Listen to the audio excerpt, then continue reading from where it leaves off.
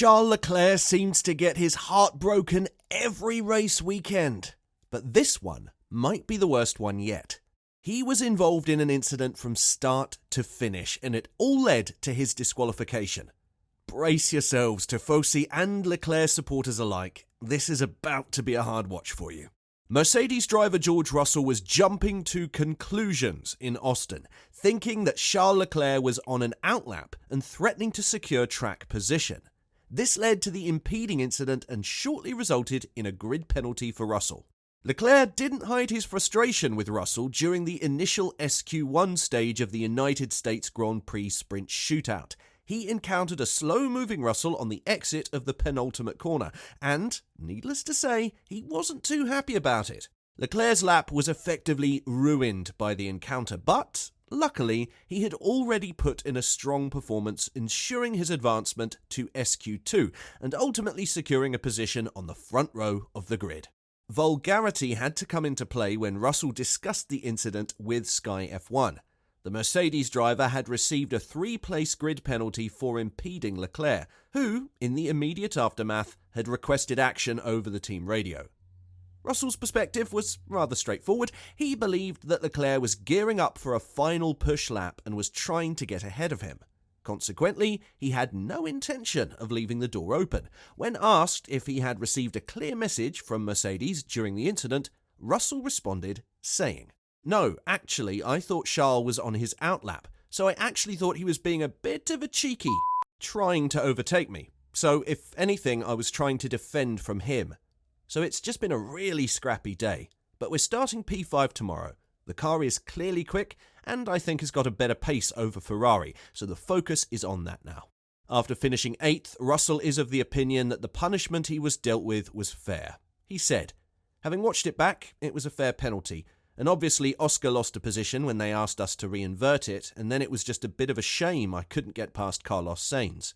The 2 corners that he was quicker than me were the 2 corners leading onto the back straight, so I couldn't get a chance to overtake him, and obviously made a bit of a mess the one time I did into turn 1.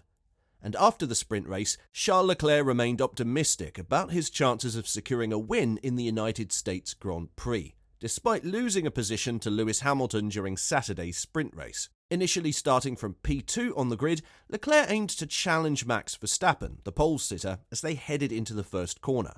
Verstappen held his ground with strong defensive moves, while a quick-starting Lewis Hamilton engaged in a fierce battle with the Ferrari driver for second place. Following a quick tussle, Hamilton managed to secure the position, and this order remained unchanged for the remainder of the event. Leclerc, after the dust settled, had to settle for a third-place finish.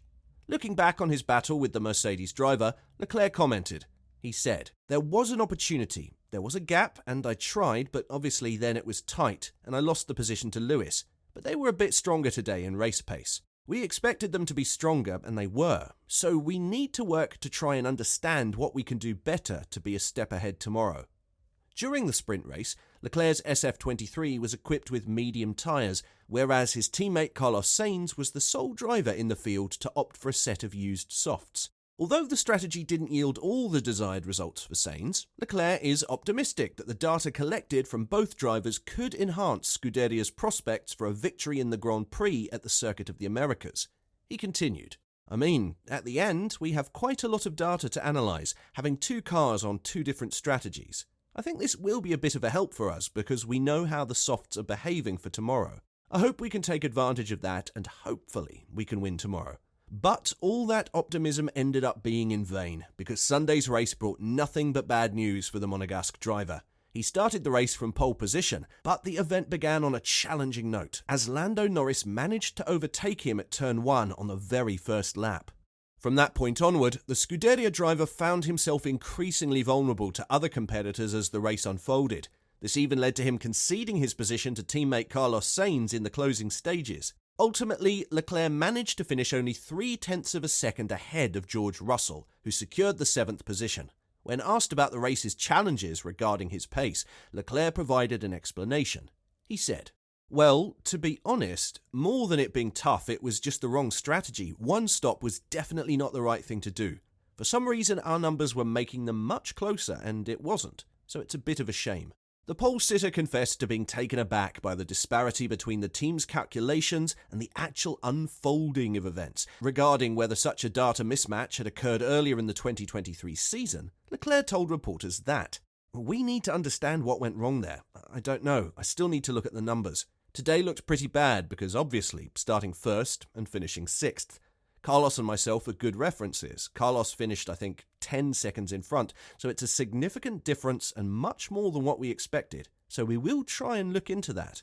The worst part is that his grid drop isn't even the half of it. To top it all off, his 6th place finish in the Formula One United States Grand Prix has been nullified after his Ferrari car was disqualified due to a technical infringement, a fate shared with Lewis Hamilton's Mercedes.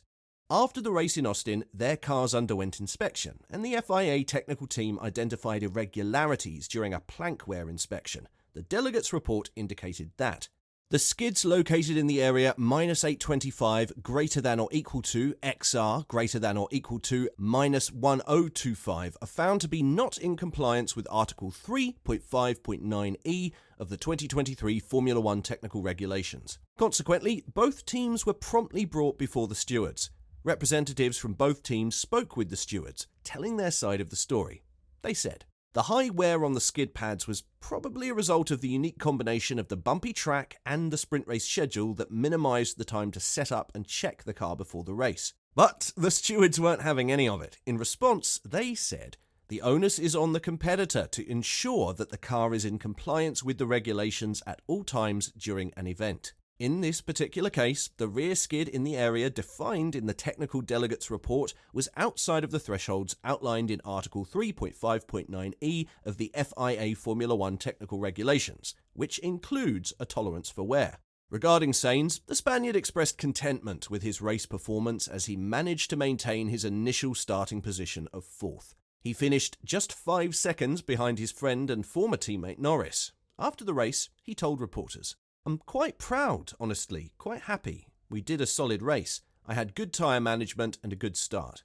I think we maximised what we could do today. At one point at the end, I thought catching Lando was possible, which if you would have told me yesterday, I would have said, that's impossible. So we must have done a pretty good job, pretty good stints, and quite happy with that." When asked if he believes he has genuinely improved his race pace, the two-time race winner sounded optimistic. However, he also acknowledged the challenges he's encountered in configuring his car during sprint weekends.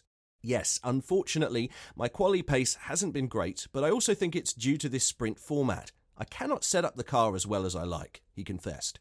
"Even today in the race, even if I wasn't 100% confident and comfortable with the race and that stuff, I always manage to extract a bit more in the race than quali, which is something that I need to look out for in the future, as qualifying is still very important. Now, we just need to keep making progress, and hopefully, for the last 4 races, we can have a solid last 4.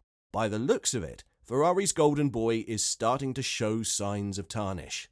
And with Carlos Sainz impressing more and more with each race, how long can the Monegasque driver keep up appearances before his team realises they have fool's gold in their hands?